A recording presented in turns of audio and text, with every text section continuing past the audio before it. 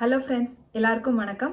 இன்னைக்கு நம்மளோட சேனலில் என்ன பார்க்க போகிறோம் அப்படின்னா, ஒரு சூப்பரான லெமன் ஜிஞ்சர் ரசம் எப்படி பண்ணுறது அப்படின்னு பார்க்க போகிறோம். இது ரொம்ப ரொம்ப சிம்பிளான ஒரு ரெசிபி. இது வந்து ஒருத்தரும் ஒரு செய்முறையில் பண்ணுவாங்க. நான் எப்படி பண்ணுவேனோ அந்த மாதிரி நான் உங்களுக்கு இன்னைக்கு செஞ்சு காமிச்சிருக்கேன். ரெசிபிக்குள்ளே போகிறதுக்கு முன்னால் ஃப்ரெண்ட்ஸ், உங்கள் எல்லாருக்குமே ரொம்ப ரொம்ப நன்றி. கிவ்அவே ரிசல்ட்டை ரொம்ப பாசிட்டிவாக எடுத்துகிட்டு நம்மளோட கிவ்அவே வின்னர்ஸ் எல்லாத்துக்குமே நீங்கள் வந்து விஷ் பண்ணியிருந்தீங்க. உங்கள் எல்லாருக்குமே ரொம்ப நன்றி. இதில் நம்மளோட கிவ்அவே வின்னர் ராஜேஸ்வரி பிரவீன் வந்து ஒரு யூடியூப் சேனல் ஆரம்பிச்சிருக்கிறதா சொன்னாங்க. அவங்க நம்மளோட சேனலை பார்த்து ஆரம்பித்ததா சொன்னாங்க. ஸோ நீங்கள் என்ன சப்போர்ட் பண்ணுற மாதிரியே அவங்களையும் சப்போர்ட் பண்ணுங்கள், அவங்களோட சேனலையும் சப்போர்ட் பண்ணுங்கள்.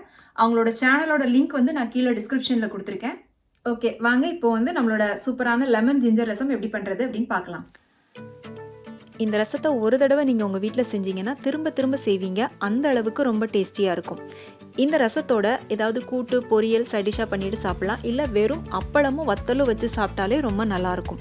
நீங்கள் நான் வெஜிடேரியனாக இருந்தீங்க அப்படின்னா சிக்கன் ஃப்ரை இல்லைனா ஃபிஷ் ஃப்ரையோட சாப்பிடுங்க, அட்டகாசமாக இருக்கும். இந்த சூப்பரான ரசம் செய்கிறதுக்காக ஒரு 1/4 கப் அளவுக்கு துவரம்பருப்பு எடுத்து ஒரு குக்கரில் போட்டுக்கலாம். இதோட ஒரு 1.5 தக்காளி போட்டுக்கலாம். பெரிய தக்காளியாக இருக்கிறதுனால நான் 1.5 தக்காளி போட்டிருக்கேன். கொஞ்சம் மீடியம் சைஸ் தக்காளியாக இருந்துச்சுன்னா நீங்கள் 2 தக்காளி போட்டுக்கோங்க. காரத்துக்காக 2 பச்சை மிளகாய் போட்டுக்கலாம். இதில் பார்த்தீங்கன்னா 1 இன்ச் அளவுக்கு இஞ்சியை தோல் சீவி வச்சுருக்கேன். இப்போ இதை வந்து நம்ம துருவி எடுத்துக்கலாம். இஞ்சியை வந்து நம்ம அப்படியே தட்டி கூட போட்டுக்கலாம். இந்த மாதிரி துருவி போடும்போது இஞ்சியோட ஃப்ளேவர் வந்து ரசத்தில் நல்லா இறங்கும். அதுக்காக நான் துருவி போட்டிருக்கேன். இப்போ இதோட ஒரு 1.5 கிளாஸ் அளவுக்கு தண்ணி சேர்த்துட்டு ஒரு 1/4 டீஸ்பூன் மட்டும் மஞ்சள் தூள் சேர்த்துக்கலாம். மஞ்சள் தூள் சேர்த்துட்டு இதை ஒரு தடவை நல்லா கலந்து விட்டுட்டு குக்கரை மூடி விசில் போட்டு ஒரு 3 விசில் விட்டு இதை நல்லா வேக வச்சு எடுத்துக்கோங்க.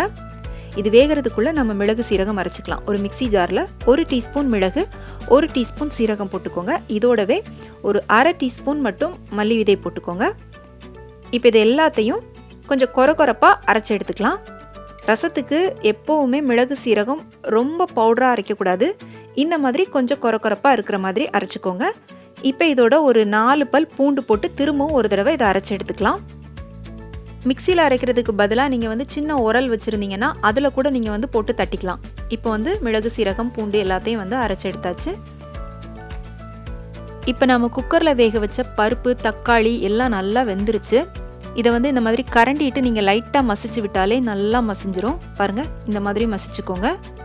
இப்போ இதோட இன்னொரு 1.5 கிளாஸ் அளவுக்கு தண்ணி ஊற்றிக்கலாம். நான் ஏற்கனவே ஒரு 1.5 கிளாஸ் ஊற்றிருக்கேன். இப்போ மொத்தம் 3 கிளாஸ் தண்ணி ஊற்றிருக்கோம். இப்போ இதோட நம்ம அரைச்சி வச்ச மிளகு சீரகம் பூண்டு அதை வந்து போட்டுக்கலாம்.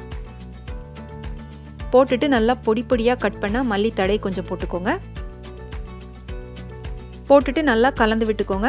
இப்போ அடுப்பு ஆனில் இல்லை, நான் அடுப்பை ஆஃப் பண்ணி வச்சுட்டு தான் மிளகு சீரகம் மல்லித்தழை எல்லாம் சேர்த்துருக்கேன். இப்போ இதை வந்து நம்ம தாளிச்சுக்கலாம்.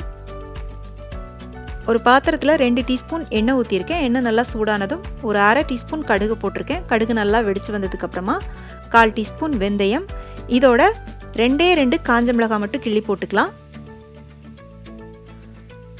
கொஞ்சமாக கருவேப்பிலை போட்டுக்கலாம். கருவேப்பிலை போட்டுட்டு இதோட கொஞ்சமாக ஒரு 1/4 டீஸ்பூன் மட்டும் பெருங்காயத்தூள் சேர்த்துக்கலாம். பெருங்காயத்தூள் வந்து கொஞ்சம் நல்லா வறுபட்டு வாசனை வந்த உடனே நம்ம ரெடி பண்ணி வச்ச அந்த ரசக்கலவையை இதோட ஊற்றிக்கலாம். இப்போ இந்த ரசத்தில் நீங்கள் மிளகு சீரகம் பவுட்ரு பண்ணி போடுறதுக்கு பதிலாக ரசப்பொடி போடுறதா இருந்தால் கூட போடலாம். நான் எப்போவுமே ரசத்துக்கு மிளகு சீரகம் ஃப்ரெஷ்ஷாக பவுட்ரு பண்ணி தான் போடுவேன். அதனால் நான் வந்து இப்படி பண்ணியிருக்கேன்.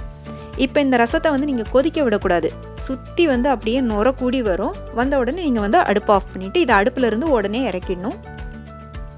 இப்போ இது ரெடி ஆயிடுச்சு. இப்போ நான் அடுப்பை ஆஃப் பண்ணிவிட்டு உடனே அடுப்புலேருந்து இறக்கிட்டேன்.